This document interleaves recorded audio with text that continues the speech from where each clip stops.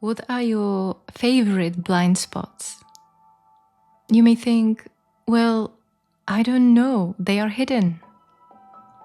And if I knew, they wouldn't be blind spots and they wouldn't sabotage my life. But what if there is nothing hidden? What if the blind spots are actually not hidden? And so let's look at these famous blind spots.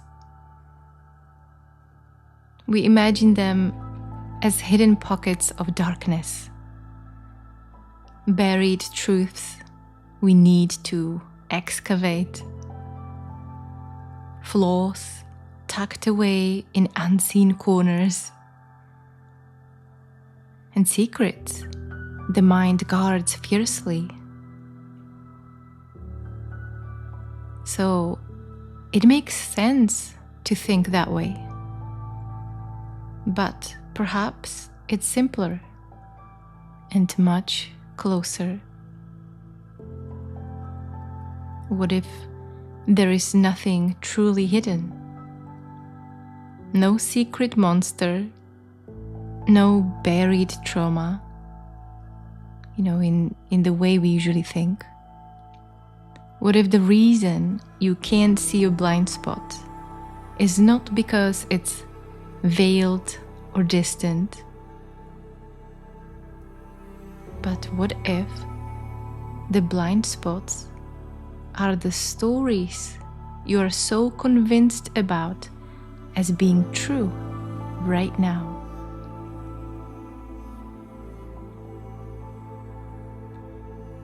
And I don't mean the story about the blind spot, the story itself, actively running. It's the filter coloring everything you perceive.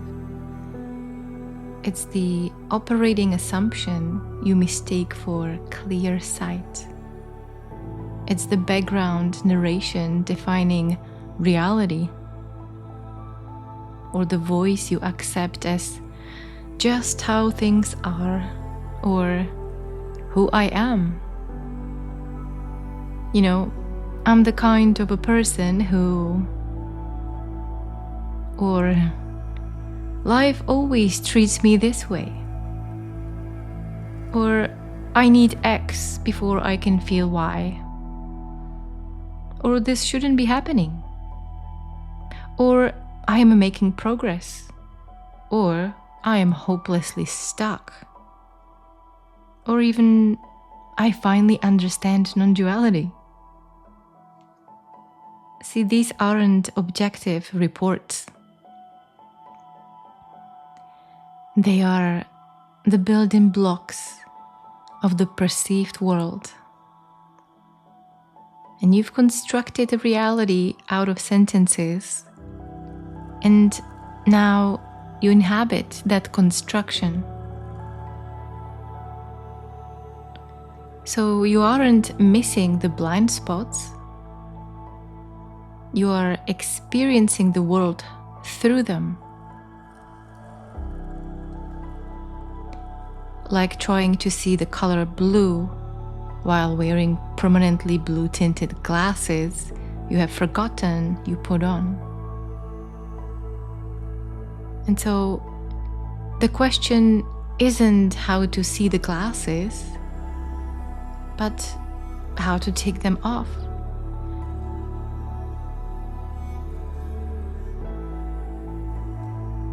And maybe it is even the realization that the glasses themselves were just smoke and mirrors. But it's just so convincing that we have to look a little deeper.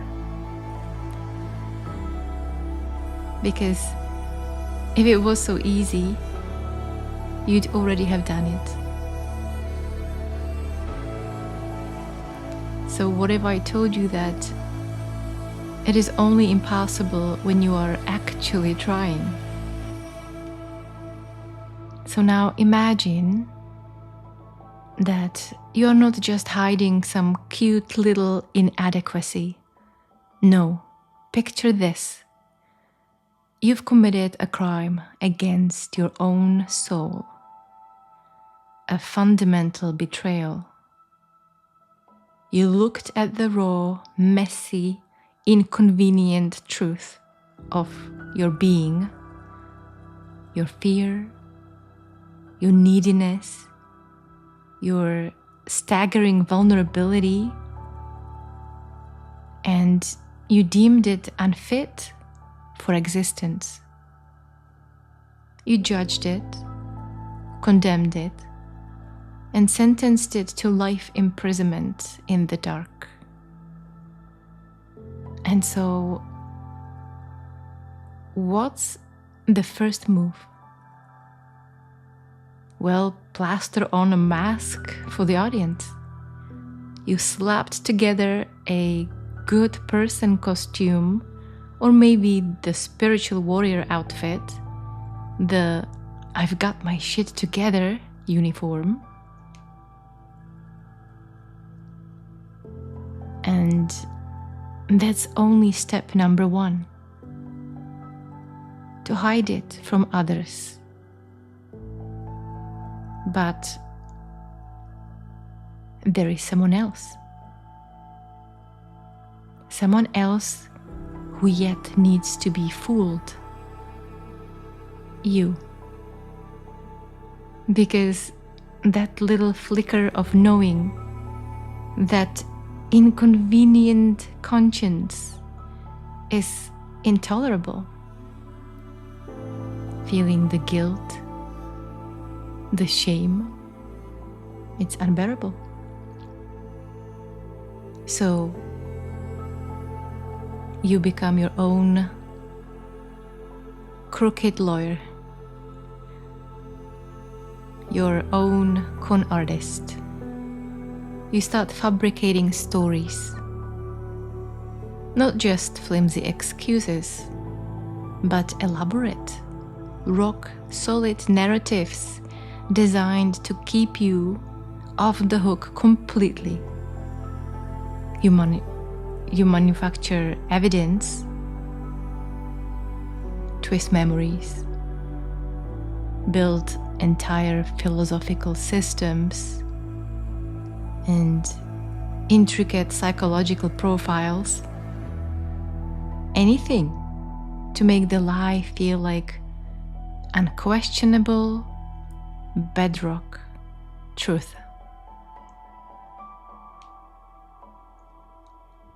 It's the I had to react that way because they or my trauma made me this way, it's not my fault. Or my anger is righteous, it's passion. Or this emptiness is profound spiritual depth, not avoidance. Or simply, I am too complex, or I am too sensitive, or I am too damaged for things to be simple.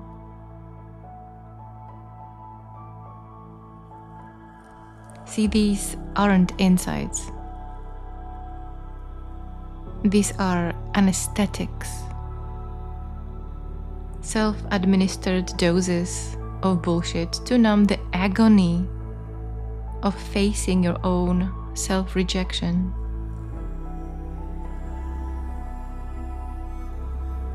And you tell these lies to yourself in the dark until you mistake the echo for the voice of God or reason.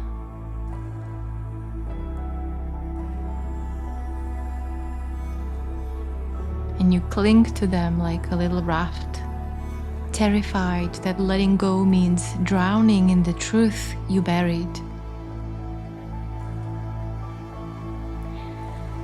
And so you have just traded authenticity for anesthesia. And you've locked yourself inside the prison cell with the thing you buried, barricaded the door from the inside, and you call it security.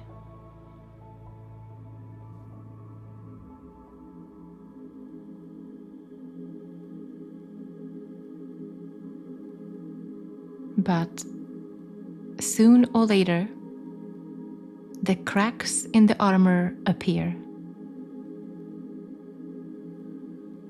Anxiety, overthinking, judging others, and the constant race to get to that bulletproof future.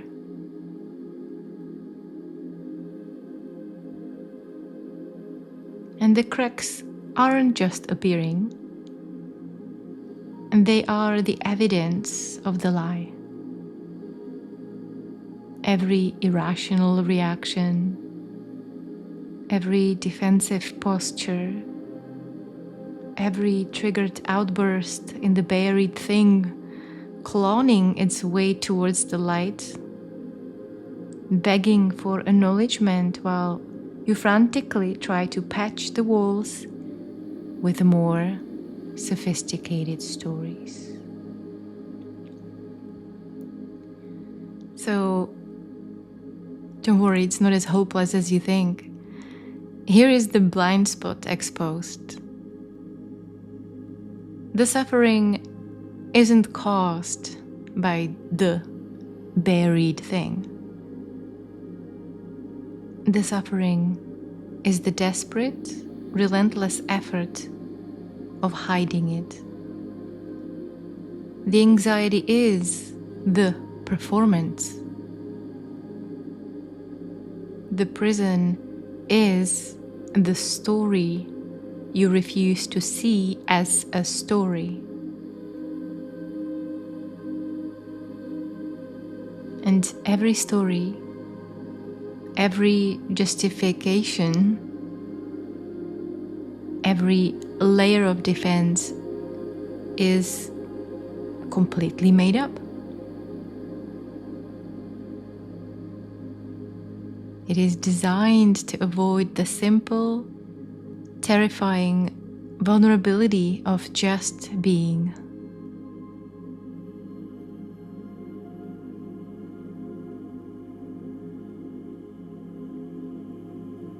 You are the actor who has performed the role of the innocent victim or the righteous judge for so long. You have forgotten that you are just playing. And that act is a really Oscar-worthy performance.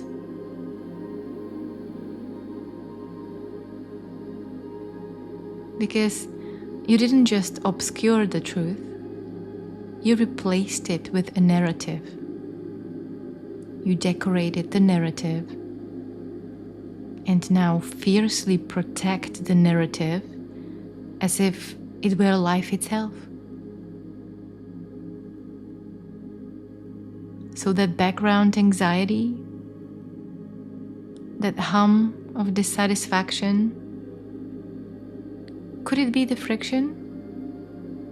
The story rubbing against the effortless unfolding reality of what is? Reality itself doesn't resist. It simply is. The story resists. The story argues and struggles.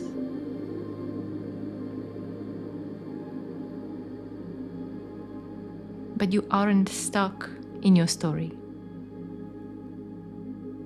You are the activity of believing the story, an activity mistaking itself for a character stuck in the plot.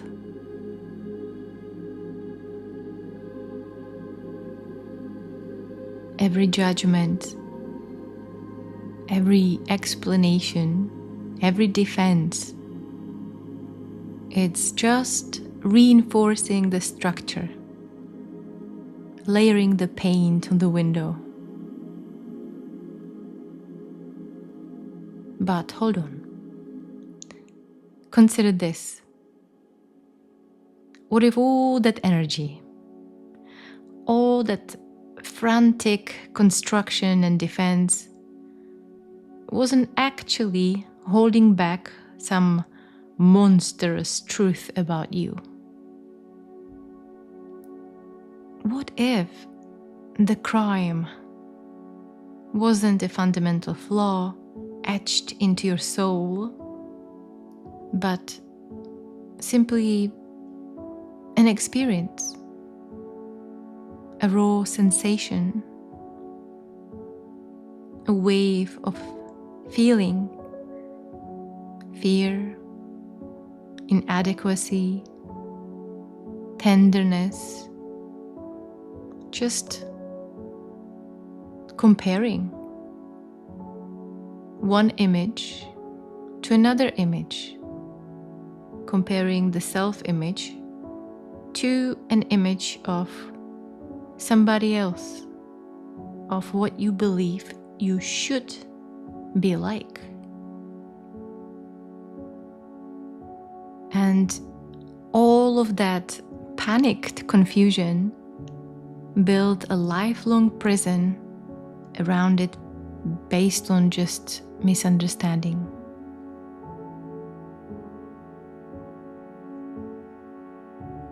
So what if the vulnerability you have spent lifetime suppressing, armoring against, pathologizing, and desperately hiding wasn't actually dangerous?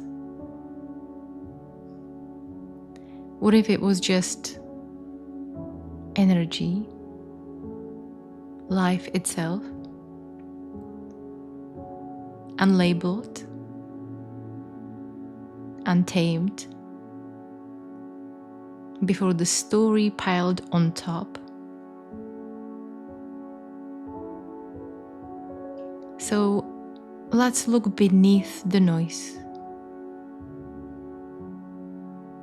Who wants to see the blind spots, other than the story convincing itself to be powerless in the darkness?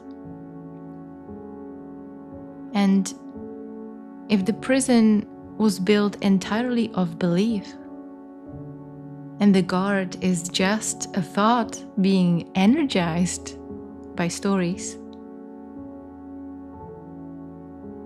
who actually walks out when you simply forget to lock the door?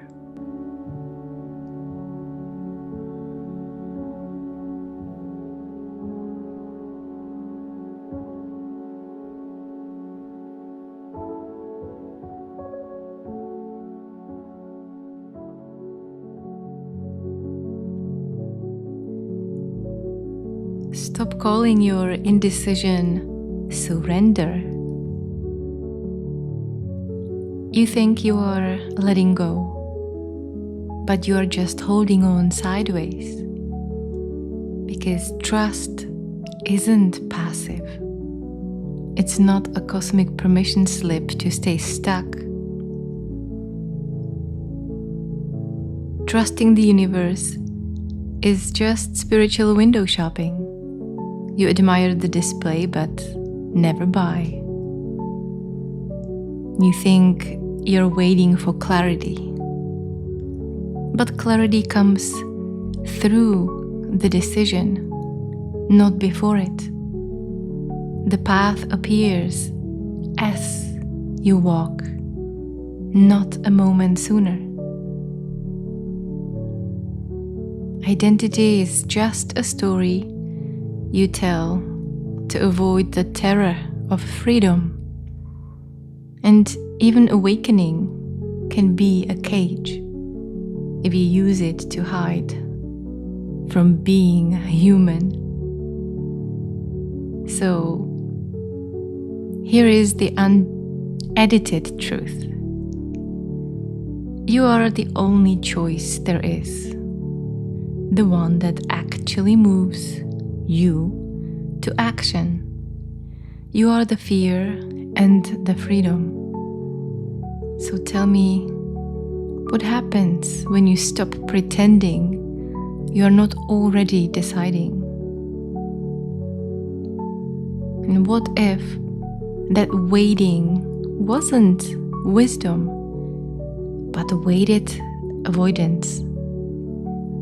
You know, that surrender maybe was a sophisticated disguise for paralysis.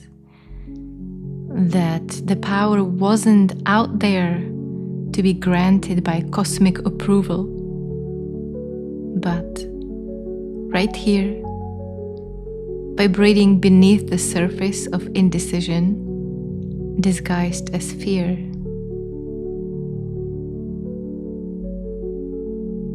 You are the point of action, not the recipient of signs, but the generator of the path through the willingness to move. The clarity isn't a gift bestowed upon the patient ones. It's the natural consequence of engaged movement.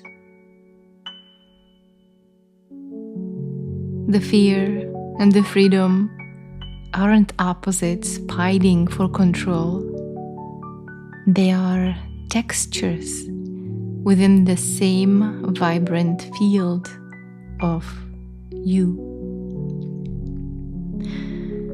So if you stand fully in that raw knowing right now, without the filter of needing external permission, what do you only understand once you actually start doing the thing you are hesitating on?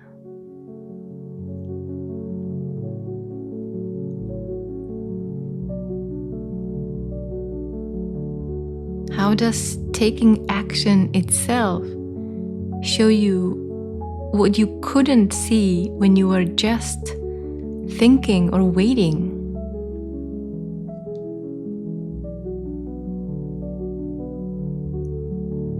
And when the tremendous weight of waiting for the universe lifts,